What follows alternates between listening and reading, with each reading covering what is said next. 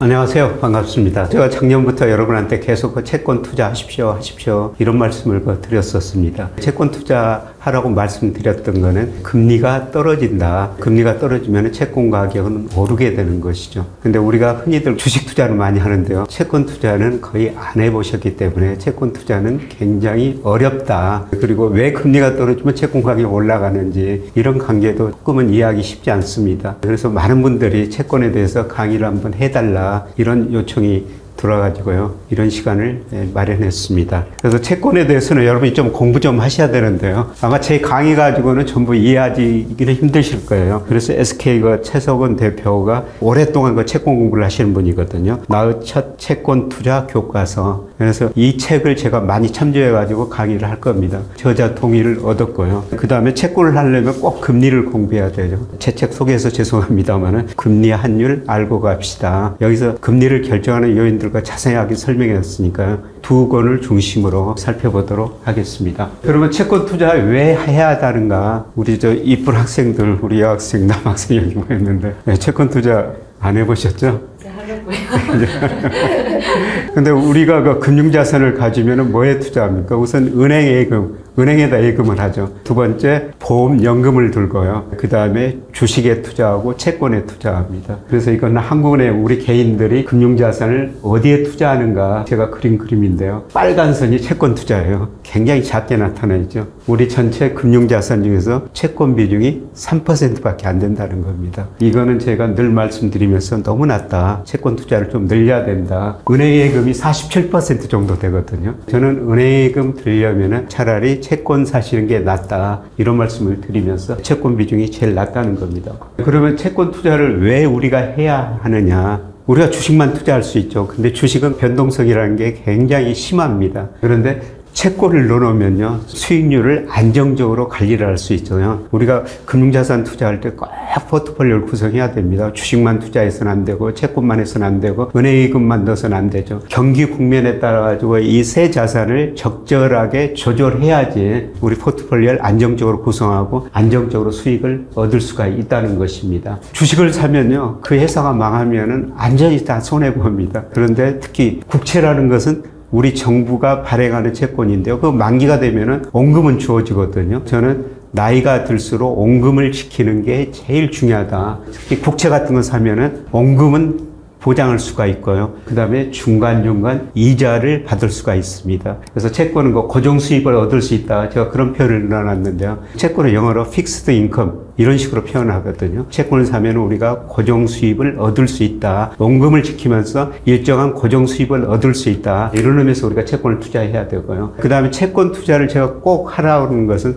나중에 자세히 말씀드리겠습니다만 채권에는 미래의 경제 성장률, 미래 물가 상승률이 들어가 있다는 겁니다. 그래서 우리가 채권을 사놓으면 앞으로 경기가 어떻게 될 것인지, 물가가 어떻게 될 것인지, 그 다음에 여러분이 가끔 신문에 보면 미국의 장단기 금리 차가 역전됐다. 그래서 경기 침체가 올 것이다. 우리가 채권을 공부하면 앞으로 경기도 전망해 볼 수가 있다는 겁니다. 그래서 우리가 꼭 채권은 투자해야 된다는 것입니다. 그런데 우리 국민연금이 채권 투자를 하고 있는데요. 물론 채권은 안정적이지만 수익률이 낮은 겁니다. 여러분 저 월급 받을 때마다 국민연금 내시죠? 그런데 국민연금이 그래도 괜찮은 수익을 내고 있어요. 국민연금이 1988년부터 쭉 자금을 운영하고 있는데요. 작년까지 보니까 전체 수익률은 5.9% 정도 되죠. 그런데 해외 주식은 11%, 그 다음에 국내 주식은 한 6.5%, 국내 채권 3.6%, 해외 채권 한 4.0%. 이렇게 보면 어떻습니까? 수익률은 분명히 낮습니다. 그런데 왜 국민연금이 채권을 투자하느냐? 주식이라는 것은 매년 올랐다가 떨어졌다. 수익률 변동성이 굉장히 심합니다. 근데 채권은 거의 이 수준에서 큰 변동이 없어요. 안정적으로 수익을 얻을 수가 있다는 것이죠. 그런데 장기적으로 보면은 이렇게 주식 수익률이 채권 수익률보다 높으니까요. 국민연금이 채권 비중을 많이 줄이고 있어요. 2005년에 국민연금 자산 중에서 86%를 채권을 투자했는데 작년 보니까 38.6%로 많이 줄어들었죠. 그 다음에 수익률을 높이기 위해서 주식을 어떻습니까? 12.5%에서 작년에 무려 45%로 늘린 겁니다. 그리고 국민연금이 왜 해외 주식 투자만 그렇게 많이 하고 우리 주식은 안 사느냐. 그런데 보면 어떻습니까? 1988년부터 2020년까지 해외 주식 연평균 수익률 11%예요. 국내 주식은 6.5%밖에 안 되죠. 수익률이 이렇게 많이 차이가 나니까 국민연금이 해외 주식 투자를 할 수밖에 없는 겁니다. 더 늘릴 수밖에 없는 것이죠. 우리가 채권 투자를 하는 것은 우리가 포트폴리오를 구성하고 안정적인 수익을 채권에서 달성할 수 있다는 겁니다. 그래서 우리가 주식 투자를 많이 해야 되지만 일부는 안정성을 확보하기 위해서 특히 그 나이가 드신 분들은 채권 투자를 꼭 하셔야 된다는 겁니다. 제가 채권 투자를 해야 되는 이유를 좀 말씀드렸고요. 그러면 채권이라는 것은 뭐냐? 채권은 돈을 빌리면서 발행한 유가증권이라고 그래요. 기업들, 정부가 돈이 필요하죠. 돈을 빌리지 않습니까? 그러면은 어떤 담보 채권을 발행해 줘야 돼요. 그래서 일정 기간 후에 1년 만기, 5년 만기, 10년 만기 이런 국채를 발행하는데 1년 후에 혹은 5년 후에 10년 후에 돈을 얼마 주겠다. 그렇게 증서를 발행하는 겁니다. 그 증서를 발행하는 게 채권이라고 그래요. 그러면 기업들, 정부가 왜 채권을 발행하느냐? 기업이 투자하려면 뭐가 필요하겠어요? 돈이 필요하죠. 물론 은행에서도 빌릴 수도 있습니다. 주식을 통해서 자금을 조달할 수가 있는데요. 정부는 주식은 발행할 수가 없는 거예요. 채권을 통해 가지고 돈이 필요할 때 우리는 국고채라는 걸 발행하죠. 채권은 기업뿐만 아니라 중앙정부, 그다음에 지방자치단체, 공공기관, 한정 같은 데도 채권을 발행하고요. 산업은행 같은 데도 채권을 발행합니다. 그래서 이거를 발행해 가지고 정부가 돈을 쓰고 기업은 투자하는데 돈이 필요하다는 겁니다. 그다음에 개인의 입장에서는 앞서 말씀드렸습니다만 우리가 주식만 투자하면 어떻습니까? 수익률 변동성이 굉장히 크거든요. 그래서 우리가 수익률의 안정성을 위해 가지고 포트폴리오를 구성해야 되는데 그 수단 중에 하나가 채권이다. 이렇게 말씀을 드릴 수가 있습니다. 그러면은 아까 우리 기업이 그 채권을 발행해서 자금을 조달한다고 그러는데요. 한국에서 매 분기마다 이 자금 순환이라는 걸 발표해요. 그래서 밑에 보면은 기업들이 어떻게 자금을 조달했는가. 그게 간접금융하고 직접금융 이렇게 나누는데요. 간접금융이라는 것은 금융회사에서 차입하는 겁니다. 기업들이. 은행에서 돈을 빌릴 수 있고 또 은행에서 돈을 빌리는 것이죠. 그 다음에 직접금융이라는 것은 채권이나 주식을 통해 가지고 돈을 발행하는 거예요. 그러면 기업의 입장에서는 은행에서 돈을 빌릴 수 있고 주식을 통해서 돈을 빌릴 수 있고 채권을 통해서 돈을 조달할 수가 있는데요. 우선 은행에서 돈을 빌리죠. 근데 은행 금리가 주식이나 채권을 통해서 발행하는 금리보다 더 높아요. 그래서 좋은 기업, 나중에 기업 신용 등급을 말씀드리겠습니다만 좋은 기업은 채권을 발행해가지고 자금을 조달하는 게 은행에서 돈을 빌린 것보다 훨씬 더 쌉니다. 그래서 기업들이 채권을 발행하는 거고요. 그러면 우리가 채권 투자를 하기 위해서 최소한 기본 용어는 꼭 알아야 됩니다. 채권 보면은요, 여러분이 네이버 같은 데 들어가면 채권 실물을 한번 보여주세요. 그러면은 채권 실물이 나오거든요. 거기에 액면이라는 게 있어요. 액면이라는 게 만기에 돌려주는 돈입니다. 그래서 아까 정부가 1년, 3년, 10년, 30년 만기 국축채를 발행하니까요. 예를 들어서 5년 만기 국채를 발행했다면 5년 후에 정부가 돈을 얼마 돌려주겠다. 그게 찍혀 있는 겁니다.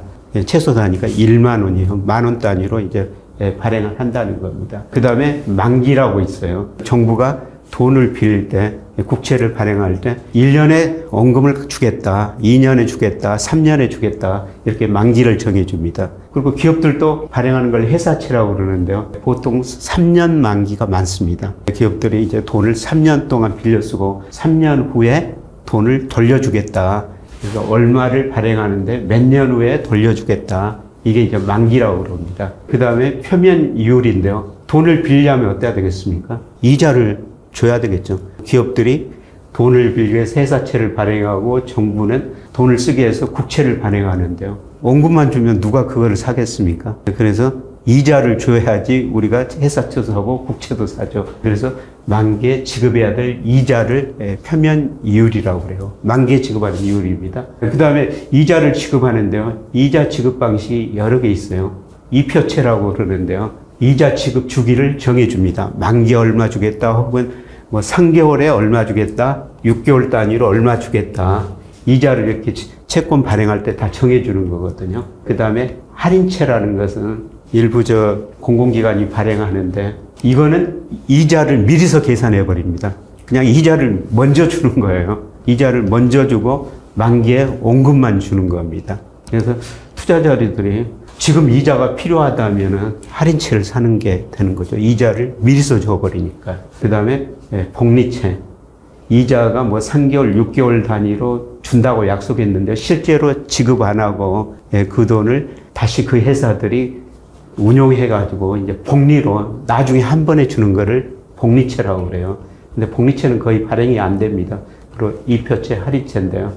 네, 그 다음에 경과기간, 잔존기간이 있는데요. 경과기간이라는 것은 예를 들어서 정부가 오늘 그 채권을 발행했다. 오늘 그 2024년 3월 12일이지 않습니까? 네, 그런데 예를 들어서 4월 12일 됐다면은 정부가 채권을 발행하는 지 1개월이 지났다. 그게 이제 경과기간이라고 그러고요. 그리고 예를 들어서 잔존기간이라는 것은 예를 들어서 국고채를 3년짜리를 발행했다면 어떻습니까? 지금 예를 들어서 아까 제가 2014년 3월 12일 날 발행했는데 4월 10일이라면 한 달 됐는데 그런데 4월 12일 날 후에 만기가 3년이니까 얼마가 남았어요? 2년 11개월이 남았죠. 이런 것들을 잔존기간이다. 이런 식으로 표시합니다. 그래서 여러분이 이 채권을 공부할 때 이런 기본적인 용어는 꼭 알아두시는 게 좋습니다. 그러면 그 채권에 어떤 채권이 있느냐? 발행 주체에 따라 가지고요. 국채, 국고채는 정부가 발행하는 거예요. 각국 정부 어떻습니까? 돈을 써야 되는데 세금을 걷는데 세금이 부족하면 어떻습니까? 지출을 늘리기 위해서는 부족한 자금을 조달하기 위해서 정부가 국채를 발행해서 쓰는 거예요. 그 다음에 지방채라는 거는 지방정부가 발행하는 거고요. 그 다음에 특수채라는 것은 예를 들어서 특수한 기업, 예를 들어서 우리나라가 산업은행 같은 게 특수한 금융기관으로 분류가 되거든요. 산업은행이 발행하는 채권을 특수채라고 그럽니다. 그 다음에 금융채, 일반 은행이 채권 발행할 수 있죠. 증권회사도 채권을 발행할 수가 있는 거예요. 이런 것들을 금융채라고 그러고요.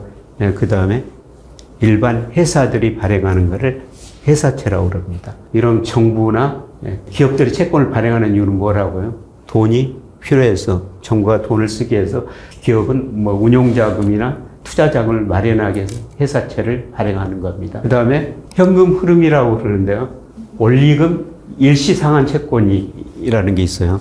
그러니까 3년 만기 채권을 발행했다면 3년 후에 원금과 이자를 다 주는 게 그런 원리금 일시상환 채권이라고 그러고요. 그 다음에 현금으로는 중도 발생 채권. 근데 여러분이 채권을 사면서 매년 그 어르신들은 뭡니까? 직장에 안 다니니까 매월 그 다음에 3개월 단위로 6개월 단위로 돈이 필요하죠. 그래서 어떤 회사들이 정부가 채권을 발행하면서 3개월 단위로 혹은 6개월 단위로 1년 단위로 이자를 주는 거예요. 어떤 그 미국 회사들은 1개월 단위로 계속 그 이자를 주는 그런 회사들도 있습니다. 그래서 특히 그 어르신들, 은퇴한 분들한테는 회사에서 받는 돈이 없기 때문에 이런 채권을 사면은 매월 이자를 받는 것이 되는 겁니다. 그 다음에 회사채를 발행할 때 예를 들어서 어떤 회사가 채권을 발행했다면은 그 회사가 3년 만기 채권을 발행했는데 3년 지나고 돈을 못 줄 수도 있거든요. 그래서 과거에는 금융회사들이 보증을 했어요. 그래서 A라는 회사가 채권을 발행하는데 3년 지나고 그 회사가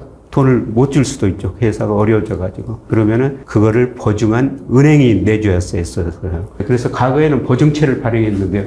지금은 보증채 거의 없습니다. 회사들이 다 자기 신용으로 발행하는 거예요. 그래서 지금은 거의 다 무보증채라고 그럽니다. 그런데 이제 무보증채를 발행하기 위해서는 신용평가 회사들이 그 회사가 채권을 발행할 때 나중에 보여드리겠지만 쭉 채권 등급을 줘요.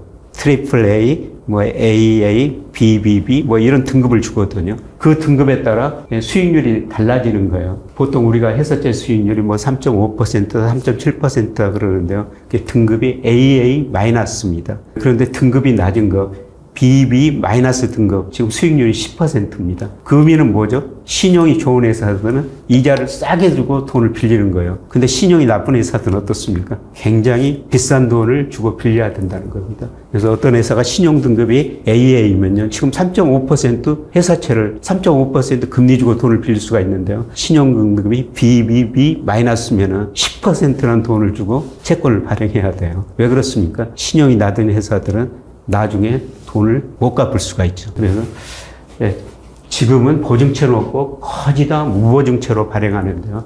신용 등급에 따라 가지고 수익률 차이가, 금리 차이가 굉장히 많이 난다는 겁니다. 담보 채권, 어떤 걸 담보로 채권을 발행하는데요.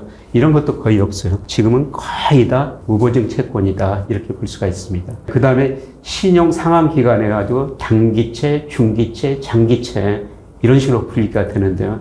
이거는 뭐 분류 기준에 따라 답니다. 그러나 보통 단기채라는 것은 만기가 1년 이하, 그 다음에 장기채라는 것은 5년 이상, 이런 것들 장기채로 분류를 합니다. 그 다음에 뭐 중기채는 이 사이에 있는데요. 그래서 뭐 채권의 분류는 이런 식으로 기본적으로 분류가 된다. 이렇게 아시는 게 좋고요. 우리가 주식 투자도 하고 채권 투자를 하는데요. 주식과 채권 차이점 여러분이 다 아시겠지만은 그래도 한번 같이 살펴보면요. 채권이라는 거 아까 말씀드렸습니다만은 정부가 국채 발행할 수가 있죠. 그 다음에 지자체, 지방자치단체가 지방정부 채권을 발행할 수가 있습니다. 그 다음에 주식회사, 회사들이 채권을 발행해서 자금을 조달한다고 그랬죠. 그런데 주식이라는 거는 정부는 발행 못해요. 주식회사만 주식을 발행할 수가 있는 겁니다. 그 다음에 자본의 성격은 채권은 타인 자본이라고 그럽니다. 만기가 되면은 돈을 되돌려줘야 돼요. 그래서 3년 만기 국채를 발행했다면 회사가 3년 지나면은 그 돈을 다시 돌려줘야 된다는 거죠. 그런 의미에서 타인 자본이라고 그러고요. 주식은 자기 자본이라고 그래요. 주식은 돌려줄 필요가 없죠. 계속 가는 겁니다. 그 다음에 경영권 참여 여부인데요. 채권은 경영권은 참여할 수가 없습니다. 자기가 채권 산 만큼만 이자 원금만 받아가는 거죠. 그런데 주식은 어떻습니까? 경영권 참여가 있습니다. 그래서 주주총회 하는 날 보면은 채권 가지고 있는 사람은 주주총회 참석할 수가 없어요. 근데 주식은 한 주만 가지고 있더라도 그 회사 경영권 참여할 수 있고 주주총회 가서 뭐 손들어가지고 자기 의견을 자유롭게 표현할 수가 있습니다. 그 다음에 소유시 권리인데요. 만약 어떤 회사가 어려워져가지고 정리 절차 중에 채권단으로 참여할 수가 있습니다. 최근에 뭐 어떤 기업들이 없어진다, 상장 기업도 없어질 수가 있죠. 그러면은 그 회사 채권단에 참여해가지고요. 그 회사 자산을 팔아가지고 나눠 갖는 거예요. 채권은 그 권리가 있습니다. 돈이 있으면 이자도 갖고요. 그 다음에 주식에 우선합니다. 그 회사를 청산할 때. 주식 가지고 있는 사람은 돈을 못 받을 수도 있는데요. 채권 가지고 있는 사람은 우선 받을 수가 있습니다. 물론 자기가 채권 산 만큼 못 받을 수가 있죠. 그래서 예를 들어서 그 회사를 청산하는데 그 회사가 전체적으로 채권 발행한 것보다 돈이 적으면 어떻습니까? 주주들한테 나눠 가져야 되니까 자기가 투자한 만큼 못 받을 수도 있어요. 그런데 주식은 의결권만 있고 주식 사면 배당금을 받죠.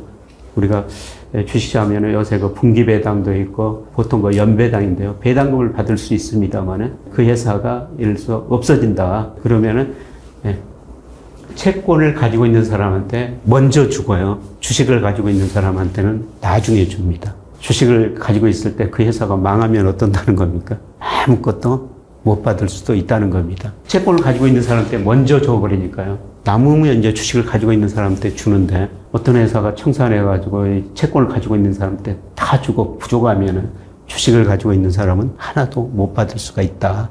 그런 의미가 되는 겁니다. 그 다음에 증권은 존속기간이라고 그러는데요. 채권은 전부 기한 증권이에요. 꼭 기한이 있어요. 원금 이자 다 돌려준다. 회사채는 3년 지나면 원금 이자 다 돌려준다 그러는데 기한이 있는데요. 주식은 어떻다는 겁니까? 영구증권이라는 겁니다. 제가 그 회사 주식 사가지고 그냥 시장에서 팔면 되는데요. 그 회사 가가지고 돈 돌려달라. 3년 지났으니까 돈 돌려달라. 이런 이야기는 할 수가 없다는 것입니다. 그 다음에 위험인데요. 주식은 늘 그 변동성이 굉장히 크죠. 그래서 변동성이 뭐 위험이 크다기보다는 변동성이 크다. 그런 의미고요. 그 다음에 채권이라는 것은 변동성이 상대적으로 적은 거예요. 그래서 우리가 채권 투자하는 이유를 포트폴리오 구성하고 상대적으로 안정적인 수익을 누릴 수 있다. 그런 의미에서 상대적으로 변동성이 적다. 이런 의미가 되겠습니다. 그래서 오늘 첫 번째 시간에는요. 채권을 왜 우리가 투자해야 되는가. 채권 투자하는 첫 번째 이유가 뭐라고 그랬어요? 우리가 꼭 자산을 투자할 때 포트폴리오를 구성해야 된다. 그래서 아까 국민연금도 수익률은 낮지만 채권을 넣을 수밖에 없는 이유가 안정적이고 포트폴리오를 구성하기 위해서 채권을 넣는다. 그리고 두 번째로 나이가 드신 분들은 어떻다는 겁니까? 원금을 지키는 게 중요하죠. 주식은 물론 장기적으로 주식 오르는데 원금을 지킬 수 없죠. 근데 채권은 어떻습니까? 가지고 있으면은 물론 회사가 망하면은 원금 못 받을 수가 있죠. 그런데 제가 여러분한테 그 회사채는 사지 마시고 아직은 불확실합니다. 정부가 관한 국채만 사십시오. 만기가 되면 어떻다는 겁니까? 원금도 주고 이자도 준다는 겁니다. 그리고 채권 투자할 때 금리가 떨어지면은 이자도 받고 또 뭘 받는다는 거죠. 제가 다음 시간에 말씀드리겠습니다만은 시세 차익을 누릴 수가 있는 거예요. 이익을 누릴 수가 있는 것입니다. 그래서 우리가 채권을 꼭 투자해야 된다 이런 말씀을 드렸고요. 우리 가게에서 하는 채권 비중이 3%인데 이거는 낮다. 저는 한 20% 투자를 하고 있습니다. 그래서 우리가 채권 투자해야 되고요. 그 다음에 채권 투자는 그렇게 어려운 건 아니다. 그러기 위해서는 우리가 공부를 좀 해야 되는데 우선 기본 용어는 알아야 된다. 그래서 정부나 우리 회사가 채권을 발행할 때 뭐가 있다고요? 꼭 기간이 있다. 그 다음에 이자 지급 방식이 있다. 기본 개념은 여러분이 꼭 아시는 게 좋을 것 같습니다. 자, 첫 번째 시간은 이 정도로 하는데 혹시 뭐 질문이 있으세요? 네, 교수님. 질문 드리겠습니다. 첫 번째 질문으로 교수님께서 채권 수익률에 미래 경제 성장률과 물가 상승률이 내포하고 있다고 말씀해 주셨는데 어떻게 채권 투자로 경기 흐름을 알 수 있을까요? 그거는 제가 다음 시간에 설명하려고 그러는데 이거 앞서가는 학생이네요. 네, 다음 시간에 제가 설명을 드리겠습니다만 이 채권 수익률이라는 게 굉장히 똑똑해가지고 미래 경제 성장, 미래 물가 상승률이 거기에 들어있는 겁니다. 그래서 채권 수익률, 금리가 떨어지면요 앞으로 경제 성장률이 떨어질 것이다. 물가 상승률이 낮아질 것이다. 채권이 굉장히 똑똑합니다. 그래서 제가 주식, 채권, 외환시장 다 공부하는데요. 주식시장보다 더 똑똑한 게 채권시장이고 채권시장보다 더 똑똑한 게 외환시장이에요. 그런데 제가 주식 투자자들을 낮게 평가하는 게 아니라요. 주식 투자는 정말 열심히 공부하는 사람도 하고 저희 집사람처럼 공부 별로 안 하고 재무제표도 모르는 사람도 주식 투자하거든요. 근데 채권은 공부 많이 하는 사람들이 투자를 해요. 주로 기관들이 많이 하거든요. 조금 더 전문적인 사람들이 투자하니까 미래 경제 성장, 미래 물가까지 다 예측하고 채권 투자를 하는 겁니다. 그 다음에 애한시장은 더 전문가들이 투자하죠. 제가 똑똑한 순서로 애한시장, 채권시장, 주식시장 이런 식으로 나오는데요. 채권이 참 똑똑해요. 제가 채권을 공부하면서 채권 수익률이 떨어지면 물가 상승률 나중에 보여드리겠지만 떨어지는 거예요.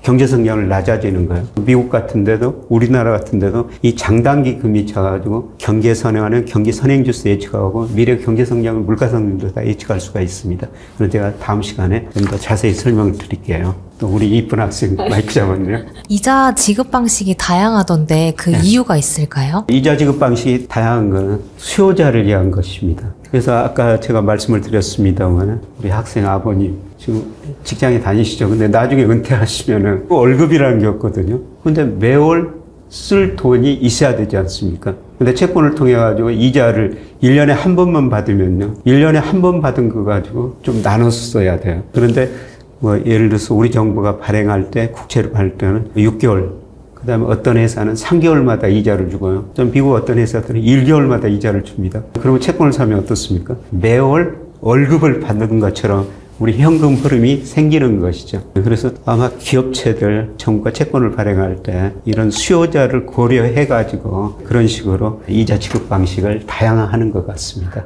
네. 자, 그러면은 네, 또 질문 있습니까? 우리 또 남학생이. 기업들은 수익률을 안정화하기 위해서 채권을 산다고 하는데 채권을 하면서도 높은 수익률을 기대할 수 있는 방법이 있을까요? 채권을 하면서 높은 수익률을 기대할 수가 있죠. 금리가 많이 떨어지면. 제가 마지막 시간에 설명을 드리겠습니다만 금리가 떨어질 때는 만기가 긴 채권을 사면은 가격이 많이 오르거든요. 그래서 저는 그 30년 정부가 발행하는 국채를 샀어요. 그게 한 7개월쯤 됐나요? 그런데 수익률이 한때 28%까지 갔다가 최근에 금리가 조금 오르면서 25%로 줄어들었는데 7개월에 25%면 어떻습니까? 엄청난 수익률이죠. 그래서 채권도 이게 투자 시기에 거시경제 흐름을 보고 잘 잡으면요. 그렇게 높은 수익을 얻을 수가 있다는 것입니다. 자, 첫 시간은 여기까지 하고요. 이제 또 두 번째 시간 채권에 대해서 조금 더 깊은 말씀 좀 드리도록 하겠습니다. 첫 시간 수고 많으셨고요.